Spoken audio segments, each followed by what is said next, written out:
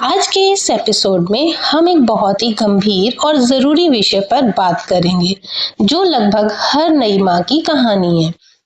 Delivery के बाद का कमर दर्द, जिसे लोग अक्सर सिर्फ कमजोरी कहकर छोड़ देते हैं, लेकिन इसके पीछे एक पूरी साइंस और बायोमैकेनिक्स छुपी है। यह दर्द समय के साथ अपने आप नहीं जाता, लेकिन असल में इसे सही टेक्निक और गाइडेंस से ठीक किया जा सकता। नमस्ते, मैं डॉक्टर गीतांजलि। आज मैं आपसे एक डॉक्टर की तरह नहीं बल्कि एक साथी की तरह बात करूंगी। पिछले कई सालों में मैंने अपनी clinic Anupama Healwell physio care में हज़ारों माँओं की आंखों में एक ही झलक देखी है, जो है खुशी की, जो उनके बच्चे के लिए है, और एक दबी हुई सी चीख सुनी है जो उनकी अपनी कमर के दर्द के कारण है। क्या आपको याद है वो दिन जब आपने पहली बार अपने नन्हे से बच्चे को गोद में लिया था और वो एहसास जो आपको जन्नत के जैसा महसूस हुआ था? लेकिन क्या उस एहसास के साथ एक टीस भी उठी थी? वो दर्द जो आपको सीधा खड़ा नहीं होने देता। अक्सर घर वाले कहते हैं दूध पियो, घी खाओ, लड्डू खाओ, दुनिया भर की चीज़ें खाने को बोलते हैं कि खाओ और सब ठीक हो जाएगा। पर दोस्तों, ये सिर्फ कमज़ोरी नहीं है। आज हम उस दर्द की गहराई में जाएंगे जो हर माँ सहती है पर कह नहीं पाती, और शायद कुछ माएँ ज़िंदगी भर सहती हैं। पहली बात जो हमें समझनी है वो है रिलैक्सिन हार्मोन। प्रेगनेंसी में आपका शरीर इस हार्मोन को बनाता है ताकि आपके जॉइंट्स और लिगामेंट्स ढीले हो सकें और डिलीवरी आसान हो जाए। पर ये हार्मोन सिर्फ आपके हिप पर काम नहीं करता है, ये पूरी स्पाइन पर काम करता है। डिलीवरी के बाद भी ये महीनों तक रहता है। इसका मतलब है कि शरीर के नट बोल्ट उस टाइम ढीले रहते हैं। इसके साथ ही जैसे जैसे बच्चा पेट में बढ़ता है वैसे वैसे आपकी सेंटर ऑफ ग्रेविटी बदल जाती है और आप अनजाने में पीठ को पीछे झुका लेते हैं, जिससे कि स्पाइन में हाइपरलॉर्डोसिस हो जाता है। 9 महीने तक इस गलत पोस्चर में रहने से पीठ की मसल्स थक जाती हैं। फिर डिलीवरी के बाद जब आप झुककर काम करते हैं या बच्चे को उठाते हैं तो वो थकी हुई मसल्स जवाब दे देती हैं।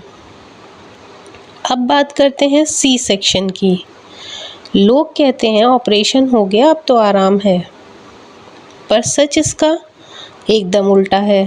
सर्जरी, जिसमें हम पेट की कई परतों को यानी 7 परतों को काटते हैं, जब ये लेयर्स आपस में जुड़ती हैं तो वहाँ पर स्कार टिश्यू यानी कि एडिशंस बन जाते हैं, और ये स्कार टिश्यूज़ लचीले बिल्कुल भी नहीं होते। ये एक टाइट धागे की तरह होते हैं जो कि सामने के हिस्से को अंदर की तरफ खींचते हैं। इस खिंचाव को बैलेंस करने के लिए आपकी पीठ की मसल्स डबल मेहनत करती हैं। सोचिए कि अगर कोई आपको आगे से लगातार खींच रहा हो तो आपकी पीठ कितनी देर तक लड़ पाएगी। यही वजह है कि सी सेक्शन के बाद कमर दर्द कभी ख़त्म ही नहीं होता जब तक हम उसको स्कार पर काम न कर लें। हमारा कोर, नेक्स्ट आता है हमारा कोर, जो कि एक सिलेंडर की तरह है जो स्पाइन को पकड़ कर रखता है।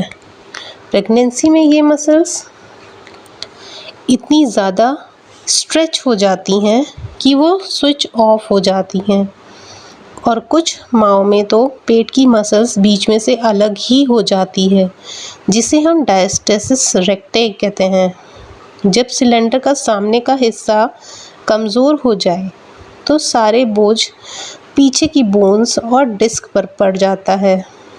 यही वजह है कि बच्चे को उठाते समय या कोई और काम करते समय आपकी कमर लॉक हो सकती है। ये कमज़ोरी नहीं है, ये मसल्स का डिसकनेक्शन है।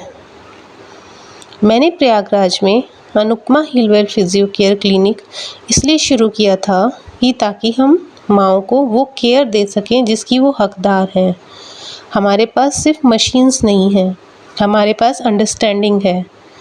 क्योंकि मैं खुद एक माँ हूँ और एक फिजियोथेरेपिस्ट भी हूँ, तो मैं आपके शरीर को समझती हूँ, आपके पोस्चर कैसे होने चाहिए, आपका स्कार कितना टाइट है, कितना बेटर है और आपकी कोर मसल्स कितनी एक्टिव हैं, ये मैं बेहतर समझ सकती हूँ। हम स्कार मोबिलाइजेशन और कोर रीएजुकेशन जैसे एडवांस तरीक़ों से आपके शरीर को फिर से जोड़ते हैं। हमारा मकसद सिर्फ दर्द मिटाना बिल्कुल भी नहीं है, बल्कि आपको वो ताकत देना है जिससे आप अपने बच्चे के साथ बिना किसी डर के खेल सकें। इसी तरह चलिए एक कहानी बताती हूँ। एक किस्सा था। एक पेशेंट आई थी मेरे पास, मेरे क्लिनिक में, जिनका एक्चुअल नेम तो मैं नहीं बताऊंगी, लेकिन उनको स्नेहा के नाम से बुलाऊंगी। तो एक ऐसी माँ है जो कि बहुत ही मजबूर थी, बहुत ही ज़्यादा मजबूर थी। जब वो मेरे क्लिनिक में आई तो उन्होंने मुझसे एक ही चीज़ पूछी कि क्या मैं अच्छी माँ बन पाऊंगी। और मैं उनका चेहरा ही देखती रही, जिसमें उनका बेबी होने की उनको बिल्कुल भी खुशी ही नहीं थी। एकदम फीका चेहरा पड़ा हुआ था और सिर्फ वो रो रही थी और बार बार यही कह रही थी कि क्या मैं कभी एक अच्छी माँ बन पाऊंगी। मैंने हैरान होकर उनसे पूछा कि आप ऐसा क्यों कह रही हैं। उन्होंने रोती हुई आवाज़ में कहा कि मेरा बच्चा रोता रहता है, मेरी गोद में आने के लिए हाथ फैलाता रहता है, लेकिन मेरी कमर में इतना भयानक दर्द रहता है कि मैं उसे उठा तक नहीं पाती। जब मैं उसे रोते हुए छोड़ देती हूँ तो मुझे लगता है कि मैं एक नाकाम माँ हूँ। ये दर्द मुझे मेरे बच्चे से दूर कर रहा है। दोस्तों, स्नेहा का सी सेक्शन हुआ था। जब मैंने उनका चेकअप किया तो पाया कि उनका स्कार टिश्यू इतना सख्त हो गया है कि वो उनकी रीढ़ की हड्डी को अंदर से खींच रहा था। उनकी कोर मसल्स मानो सो गई थीं। उन्हें लग रहा था कि ये कमज़ोरी है, पर असल में उनके शरीर की एक मैकेनिकल समस्या थी। हमने स्नेहा जी का ट्रीटमेंट शुरू किया। हमने उनके स्कार पर काम किया, उनकी मसल्स को रीएक्टिवेट किया और शुरुआत के 2 महीने मुश्किल थे, लेकिन तीसरे महीने जब वो क्लिनिक आई तो उनके चेहरे पर एक अलग ही सुकून था। उस दिन उन्होंने अपने बच्चे को खुद अपनी गोद में उठा रखा था। इससे पहले वो जब भी क्लिनिक आती थी हमेशा उनके हस्बैंड उसके बेबी को लेके आते थे। और उन्होंने जब अपनी गोद में बच्चे को उठाया हुआ था तो मुझसे कहा कि डॉक्टर, आज महीनों बाद मैंने अपने बच्चे को घंटों तक अपनी गोद में बिठाया और अब मेरे को बिल्कुल भी कमर में दर्द नहीं है। अब मुझे लग रहा है कि मैं वाकई में एक माँ हूँ। नेहा की ये कहानी सिर्फ उनकी नहीं है, ये प्रयाग की हर उस माँ की कहानी हो सकती है जो दर्द की वजह से अपने बच्चों से दूर हो गई हैं। मैंने बस यही कहना चाहा है कि स्नेहा की तरह आप भी इस दर्द से जीत सकती हैं। आपकी ममता को दर्द की जंजीरों में कैद मत होने दीजिए। और इसीलिए आपको कभी भी डिलीवरी के बाद पेन हो तो आपको हमेशा एक बेहतर फिजियोथेरेपी सलाह लेनी है। चलिए आज मैं आपको कुछ छोटी छोटी बातें बताती हूँ जिसे आप घर में ही बेटर फील कर सकते हैं। जैसे कि नर्सिंग पोस्चर। बच्चे को गोद में लेकर जब भी आप फीड कराएं तो झुकिए नहीं। बच्चे के नीचे फीडिंग पिलो लगाइए जिससे वो आपके चेस्ट तक आसानी से आ सके। इसके साथ ही फीड कराते समय लंबी गहरी सांसें लीजिए जिससे डायफ्राम और पेट की मसल्स एक्टिव हों। इसके अलावा तीसरा है सब्र। पेशेंस बहुत रखिए, अपने शरीर को वक्त दीजिए। 9 महीने लगे पोस्चर में बदलाव आने में, तो ठीक होने में भी 9 महीने से ज़्यादा का वक्त लग सकता है। मेरा ये पॉडकास्ट सुनने वाली हर माँ से मेरा एक ही वादा है, आप अकेली नहीं हैं।